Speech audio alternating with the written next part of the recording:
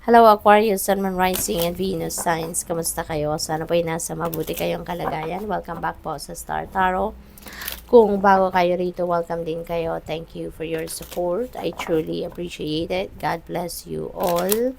Aquarius, maraming salamat po sa mga likes and subscribes ninyo. Maraming thank you for that. Maraming salamat din sa mga nag-iiwan po ng mga magagandang komento sa ating channel. I truly appreciate it po. At sa mga nagbibigay ng super thanks, maraming salamat din po for sharing your blessings with me. Pauna mensahe po ninyo, following your bliss. Ayan, so this is good kasi susundin ninyo kung ano yung magpapasaya sa buhay ninyo. Ano man yung magpapakiliti, kumbaga, ng puso ninyo, ng soul ninyo, that is what you are going to do right now.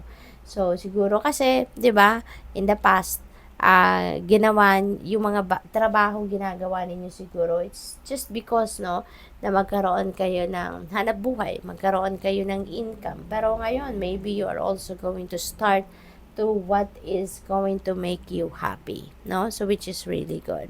Embracing the future, I step into the future with an open heart. Ang pick up ko rito, no, Aquarius, maybe you are ready, no, to take action now doon sa mga plano ninyo para sa future ninyo.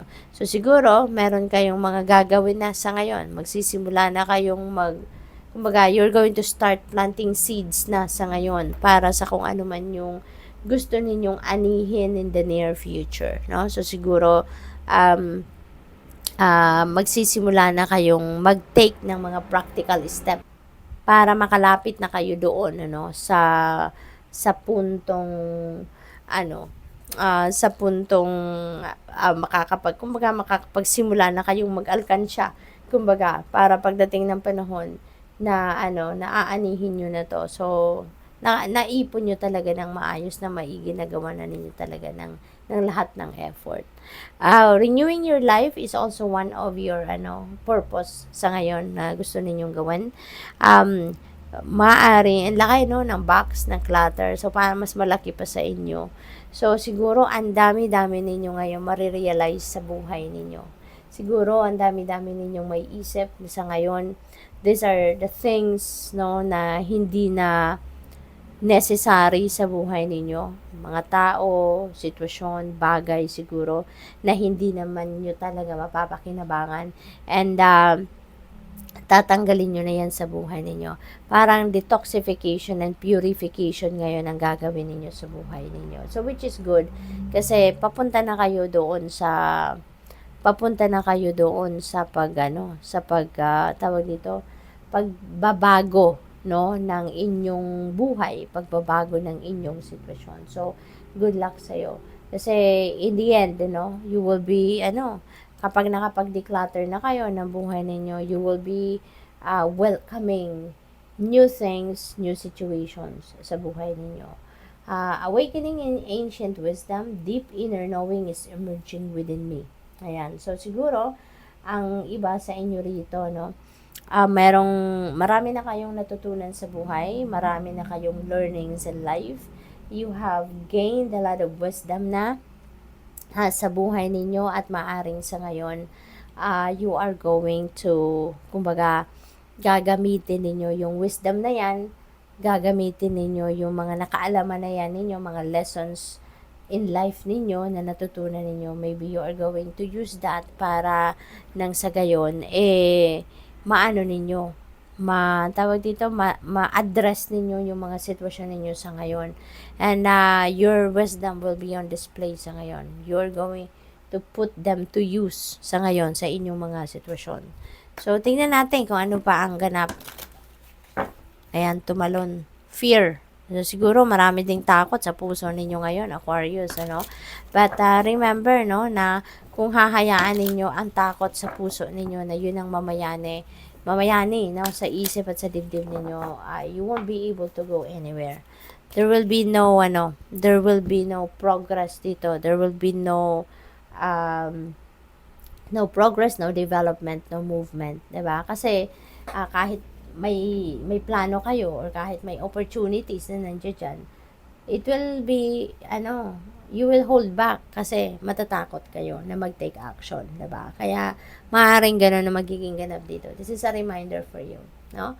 Napiliin ninyo, pagdesisyonan ninyo, patuloy kayong matatakot and you will be stuck to where you are now, or tatanggalin nyo na yung takot sa puso ninyo, sa buhay ninyo, and you will be able to move forward.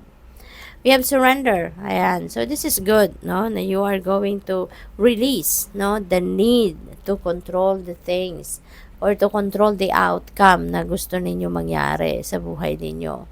So, ito yon Aquarius. You are going to surrender, no? To the natural ebb and flow of life sa ngayon. At maganda. Maiisip din ninyo rito, no? Na, sana pala matagal ko na itong ginawa. Kasi you will see and you will feel na kapag nag-surrender kayo sa Divine Universe, mas magiging magana pakiramdam ninyo. You will be feeling stress-free, magiging smooth sailing, no, free-flowing ang mangyayari dito sa mga kaganapan sa buhay ninyo. We have change. Ayan, so I understand that nothing can grow or evolve without movement.